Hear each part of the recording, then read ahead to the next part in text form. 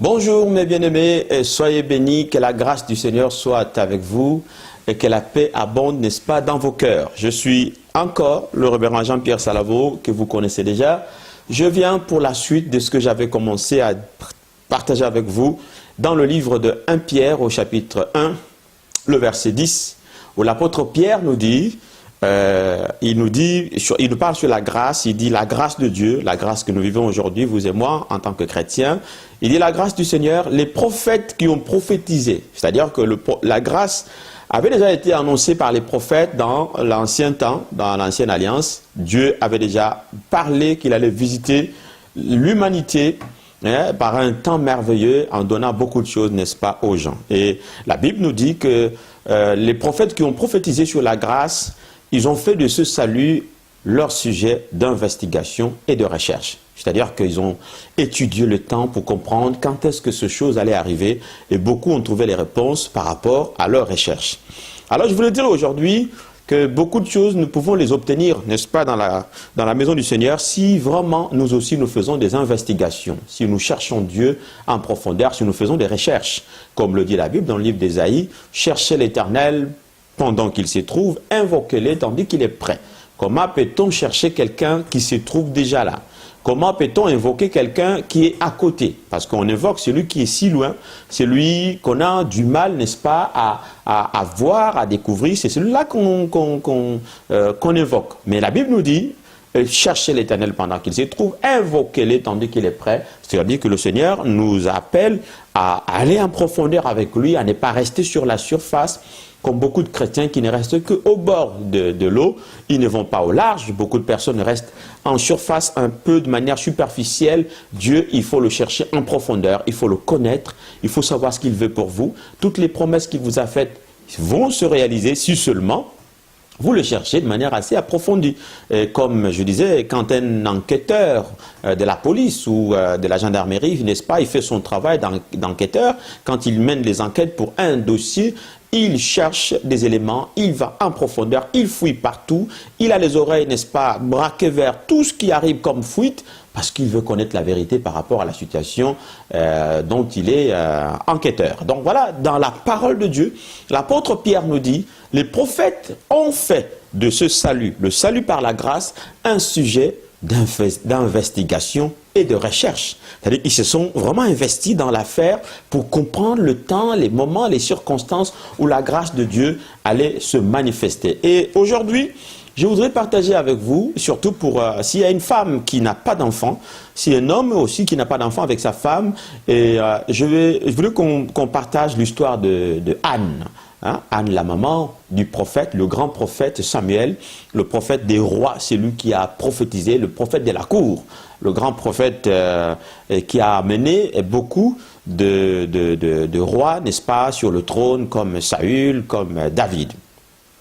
Anne était une femme qui était stérile. Dans le livre de 1 Samuel au chapitre 1, à partir du verset 1, la Bible dit, il y avait un homme de Ramathaïm, Tophim, de la montagne d'Ephraïm, nommé Elkanan, fils de Jéroam, fils d'Éliu, fils de Tou, fils de Tuf, Éphrasien. Il avait deux femmes, dont l'une s'appelait Anne et l'autre Pénina. Pénina avait des enfants, mais Anne n'en avait point. Chaque année, cet homme montait de sa ville à Silo pour adorer l'Éternel des armées et pour lui offrir des sacrifices. Là se trouvaient les deux fils d'Élie, Ophni et Phiné, sacrificateurs de l'Éternel. Le jour où Elkanan offrait son sacrifice, il donnait des portions à Pénina, sa femme, et à tous les fils et à toutes les filles qu'il avait d'elle. Mais il donnait à Anne une portion double, car il aimait Anne que l'Éternel avait rendue stérile. La Bible nous montre ici que Anne était devenue stérile, non par une malédiction de Satan ou de démons, non par une attaque, non par une malédiction d'hommes ou de femmes, mais c'est Dieu lui-même qui l'avait rendue stérile. Vous voyez, donc le cas de Anne était entre les mains de l'Éternel. C'est pour comprendre que certaines situations n'ont rien à voir avec Satan, n'ont rien à voir avec les démons, mais c'est Dieu lui-même qui contrôle, c'est Dieu lui-même qui gère. Et quand vous n'avez pas fait d'investigation, de recherche pour comprendre cette situation, parce que pour beaucoup de chrétiens aujourd'hui, aujourd'hui, tout ce qui arrive, tout de suite, bon, on sort les armes au nom de Jésus, on attaque les démons, on attaque les sorciers, et parfois il n'y a pas un démon là-dedans, et parfois il n'y a pas un sorcier là-dedans, mais c'est l'Éternel lui-même qui tient la situation entre ses mains, parce qu'il faut savoir que Dieu contrôle toutes les situations. Et quand on ne comprend pas, quand on ne sait pas que ce Dieu qui a la situation entre ses mains, vous risquez de chasser alors qu'on ne peut pas chasser Dieu. Si c'est Dieu qui détient votre problème, si c'est Dieu qui est à l'origine, n'est-ce pas, de ce que vous avez comme situation, vous ne pouvez pas le chasser. On ne peut pas chasser Dieu, on ne peut pas chasser Jésus. On chasse les démons, on détruit la force du mal, mais on ne détruit pas la force de Dieu lui-même. Ça ne marche pas. Et comment savoir que c'est Dieu qui contrôle la situation et comment même orienter ma prière si on n'a pas fait d'investigation, si on n'a pas fait des recherches, si on n'a pas prié pour comprendre dans ce qui m'arrive, c'est quoi le problème? Je vous prends le cas du roi David. Il fut un moment, le roi David a constaté que Dieu avait frappé le pays.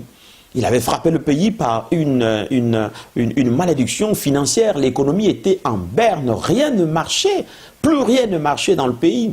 Et David a dit, mais qu'est-ce qui se passe? Est-ce que nous sommes attaqués? Est-ce que c'est la malédiction? Non, il a fait appel aux prophètes. Les prophètes sont venus, ils ont consulté Dieu en profondeur pour savoir pourquoi. La malédiction avait duré plus de 3 années. L'économie était en panne, rien ne marchait, Israël était en danger.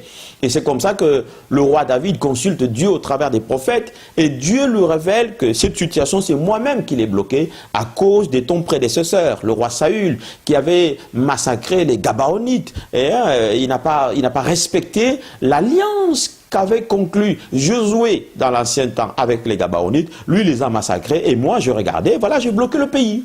Si David n'avait pas consulté l'Éternel de cette manière-là, en rentrant en profondeur, eh bien, il allait commencer à faire comme beaucoup de chrétiens font aujourd'hui, ils chassent les démons et pourtant la situation était entre les mains de Dieu. C'est pour cela que vous voyez que beaucoup de personnes chassent les démons et quand ce n'est pas un démon qui est là-dedans, eh bien voilà, la situation n'est même pas résolue parce que si c'est le démon qui était là, en le chassant, il est parti, la situation doit être résolue. Eh bien, si la situation n'est pas résolue, il faut qu'on se pose des questions. Pourquoi la situation est toujours la même?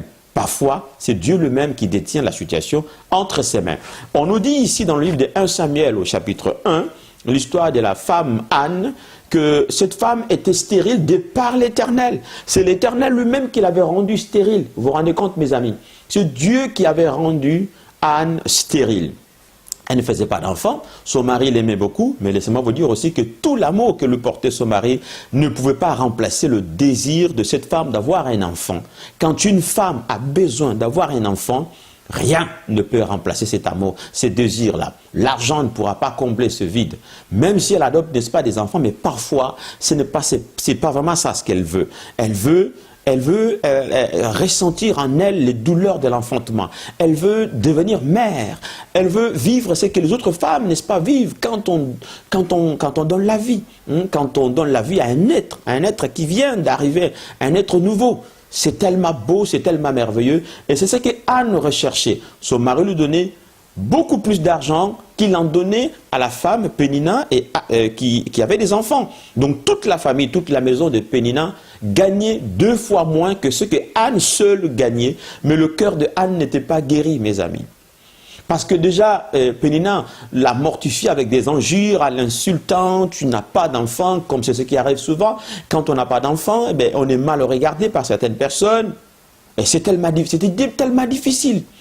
Mais la Bible nous montre que Elkana, c'était un bon père de famille. Cet homme, il prenait toute sa famille, les enfants de Pénina, Pénina elle-même et Anne, ils montaient à Silo, là où il y avait le temple de Dieu, pour adorer Dieu. En quelque sorte, c'est comme un bon père qui amène tous les dimanches ses enfants à l'église pour aller adorer Dieu. C'est comme ça que les choses s'est passées.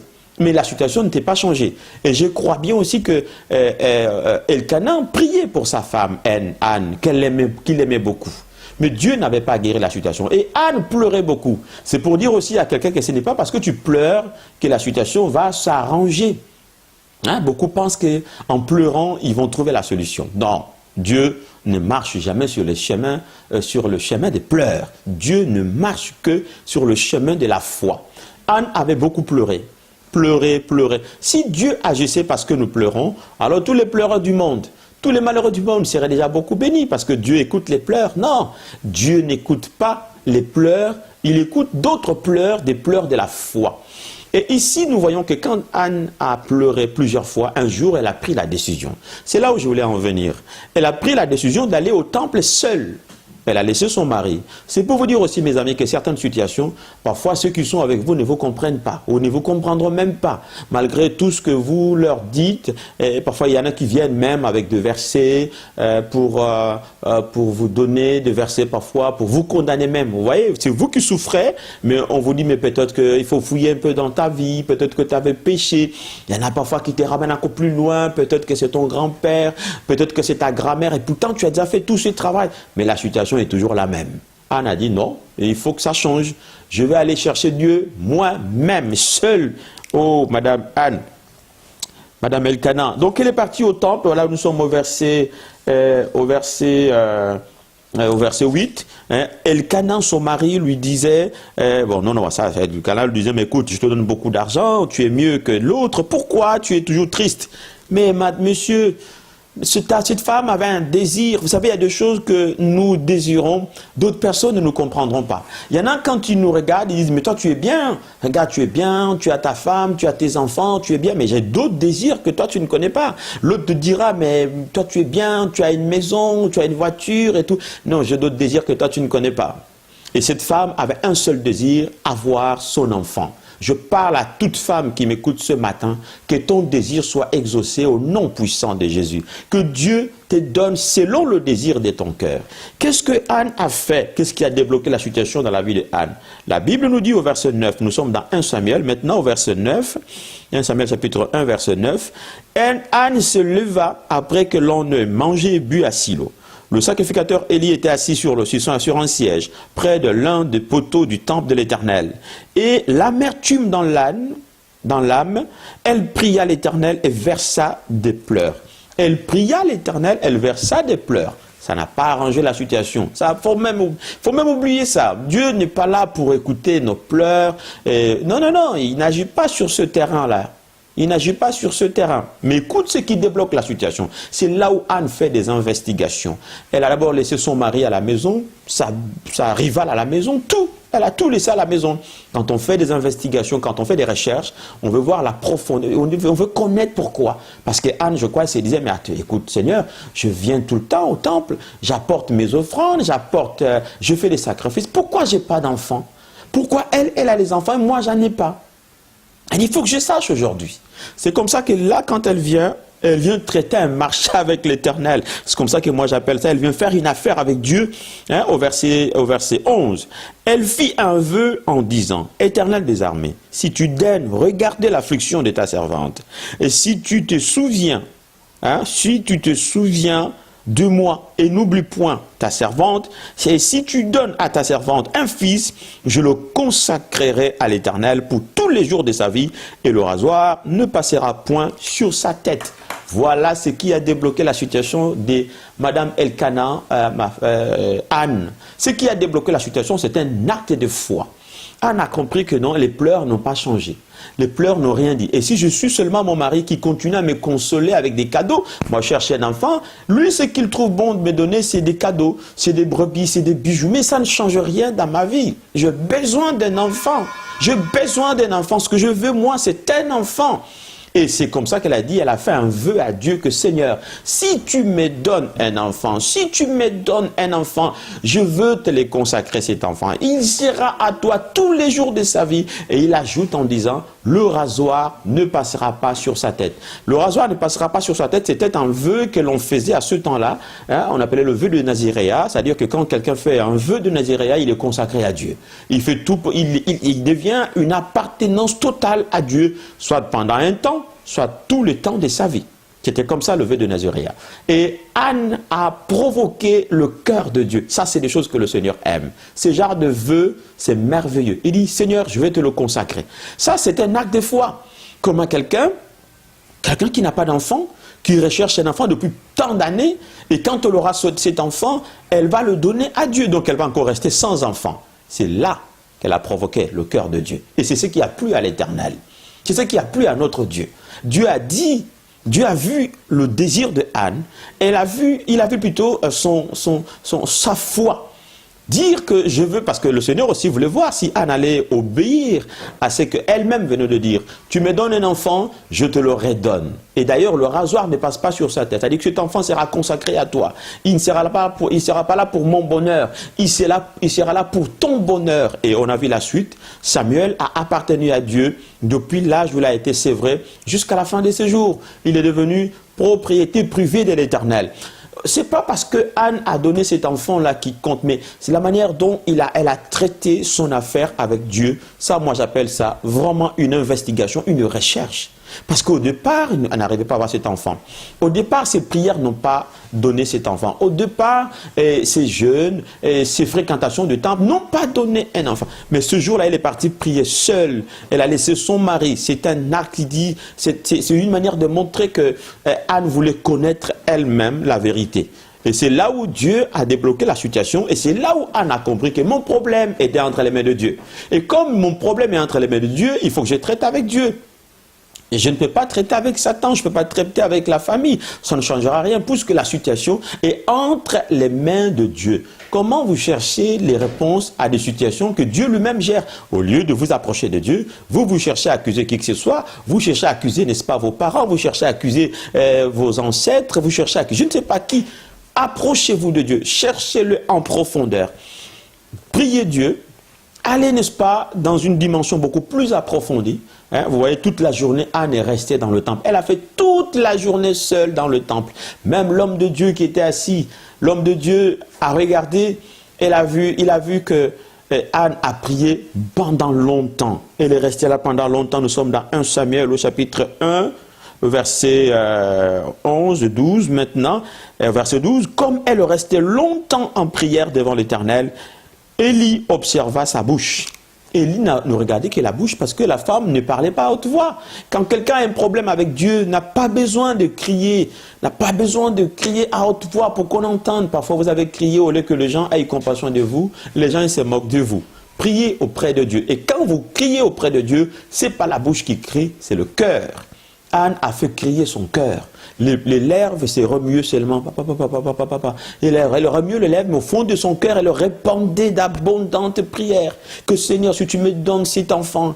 Parce que je crois qu'elle a commencé à demander à l'Éternel, pourquoi tu m'as rendu stérile? Je t'ai fait quoi? Est-ce que c'est le péché de mes parents? Est-ce que c'est mon propre péché? Et tout. Et je crois qu'elle a eu la conviction aussi que Dieu a dit non, c'est pas ton péché ni le péché de tes parents, mais moi, l'Éternel, je suis souverain, je fais ce que je veux. Alors là, Anne a traité le marché avec Dieu. Donne-moi cet enfant, je te le redonne. C'est merveilleux, il fallait être là pour vivre ça. Donne-moi cet enfant, je te le redonne. Et je te donne pour comprendre que cet enfant sera à toi. Le rasoir ne passera pas sur sa tête. Donc cet enfant, je vais déjà le consacrer au vœu de Nazaréa depuis sa naissance. Je déclare que toi qui cherches ton enfant, que Dieu te le donne. Cherche-le encore en profondeur. Même si on avait dit qu'il y avait plus de trompes dans ton ventre. Même si on a dit que non, mais tu n'ovules plus. Au nom de Jésus, que les ovulations reviennent dans ta vie. Je priais pour une femme qui n'avait plus d'ovulation. Et au nom puissant de Jésus-Christ, son ovulation, n'est-ce pas, est revenue. Et le Seigneur est capable de faire naître en toi les organes que tu avais déjà perdus. Tout dépend de comment tu approches avec lui. N'accuse personne. Dieu est là. Si c'est Satan qui bloque ta situation, Dieu va te débloquer. Et si c'est quelqu'un qui a fait, je ne sais pas, n'importe quoi dans ton corps, Dieu est capable de débloquer ton corps. Mais cherche-le comme Anne a cherché le Dieu des armées. Il est prêt. Invoque-le tandis qu'il est prêt. Cherche l'Éternel pendant qu'il s'y trouve. Donc voilà, il faut, dans le cadre des investigations, des recherches, on veut aller en profondeur, on veut connaître, on veut savoir, comme Anne, qu'est-ce que je dois faire, qu'est-ce qui manque, qu'est-ce qui n'a pas marché. Et Anne a trouvé la réponse à son problème. Elle a cherché Dieu en profondeur. Que tous, vous qui cherchez tous Dieu en profondeur, que l'Éternel des armées vous apporte la réponse dans un domaine ou un autre. Ici, je vais partager le cas de Anne qui était stérile, mais toi aussi, peut-être que ton entreprise est devenue stérile, ta vie ne marche plus, tes projets ne tiennent plus. Au nom puissant de Jésus, que tout se débloque. Cherche Dieu en profondeur. Soyez tous bénis. Suivez-moi dans la prochaine exhortation. Que le Père Céleste, au nom puissant de Jésus-Christ, vous bénisse. Amen. À bientôt.